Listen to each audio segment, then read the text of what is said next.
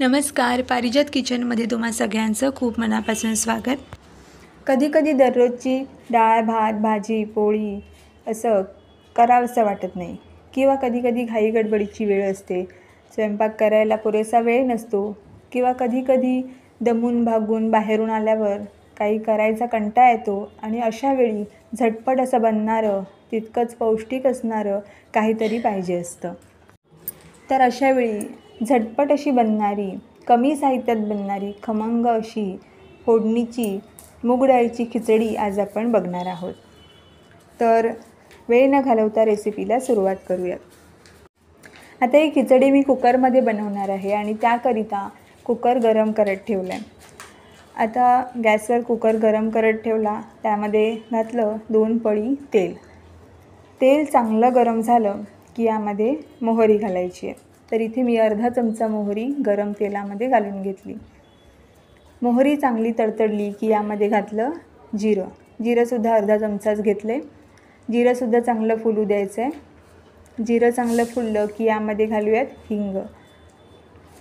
हिंग घालून घेतल्यानंतर कढीपत्त्याची 10-12 पानं घालूयात.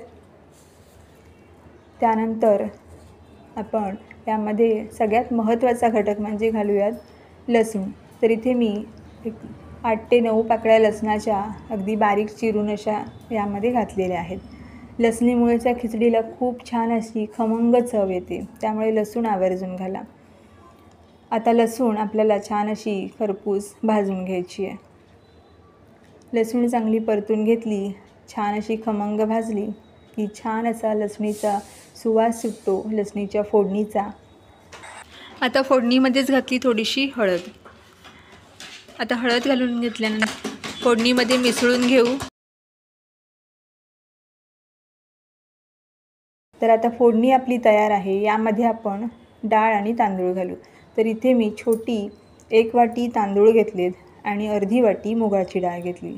डाळ तांदळाचं प्रमाण तुम्ही तुमच्या आवडीप्रमाणे कमी जास्त करू शकता. तर ही डाळ तांदूळ मी स्वच्छ असे धुवून घेतलेत आणि आता या फोडणीमध्ये घालून घेतलेत. आता हे डाळ तांदूळ चांगले फोडणीमध्ये एकजीव करून घेऊ आणि त्यामध्ये आता पाणी घालून घेऊ. तर इथे मी 1.5 ग्लास पाणी यामध्ये घालून घेतलं. कोणाकोणाला पाण्याचं प्रमाण जास्त लागत नाही खिचडीमध्ये, तर तसं तुम्ही पाण्याचं प्रमाण कमी जास्त करू शकता. कोणाकोणाला लपलपीत खिचडी आवडते, कोणाकोणाला थोडीशी सुकीसर खिचडी आवडते, त्यामुळे पाण्याचं प्रमाण तुम्ही तुमच्या आवडीप्रमाणे कमी जास्त करू शकता. आता पाणी घालून घेतल्यानंतर यामध्ये घालूयात चवीप्रमाणे मीठ. मीठ घालून घेतल्यानंतर सगळं साहित्य मिसळून घेऊ आणि आता कुकरला झाकण लावून याच्या 4 ते 5 शिट्ट्या करून घेऊ.